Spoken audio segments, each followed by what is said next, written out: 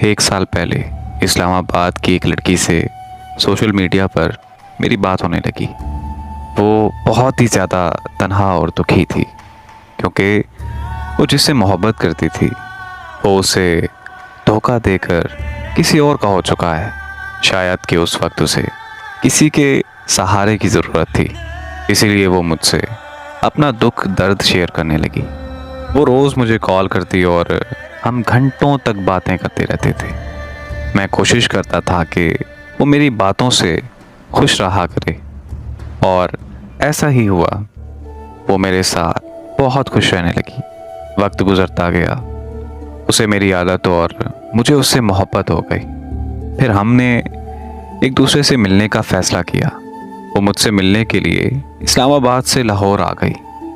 लाहौर में हमने एक साथ बहुत अच्छा वक्त गुजारा और फिर 2 दिन बाद वो वापस इस्लामाबाद चली गई। उसके वापस चले जाने के बाद हमें लड़ाइयाँ शुरू हो गईं। लड़ाइयों की वजह उसका गुजरा हुआ कल था, क्योंकि उसे लगने लगा था कि मैं भी उस शख्स जैसा इंसान हूँ जिसे उसने धोखा दिया था। मैंने उसे बहुत समझाने की कोशिश की कि हर इंसान एक जैसा नहीं होता, लेकिन वो मेरी बात मानने को तैयार ही नहीं थी और वो मुझे हर बात पर यही ताने देती थी कि तुम भी उसी जैसे हो। मुझे उसके ये अल्फाज बहुत ज़्यादा तकलीफ़ देते थे, लेकिन मैं बर्दाश्त कर जाता था क्योंकि मुझे उससे बेपनाह मोहब्बत थी। हमारा दिन ब दिन ताल्लुक़ ख़राब होता जा रहा था। मेरे मसरूफ़ होने पर वो मुझसे लड़ाई करती थी। शायद उसे लगने लगा था कि मैं किसी और को टाइम देता हूँ, लेकिन मेरा खुदा गवाह है कि मैं सच में मसरूफ़ होता था, क्योंकि मैं नौकरी करता था और मर्द को अपना घर चलाने के लिए काम करना पड़ता है। लेकिन वो चाहती थी कि मैं हर वक्त उसी से बात करता रहूं। फिर एक दिन मेरा वीज़ा आ गया और मैं बाहर के मुल्क जाने के लिए तैयारियां करने लगा।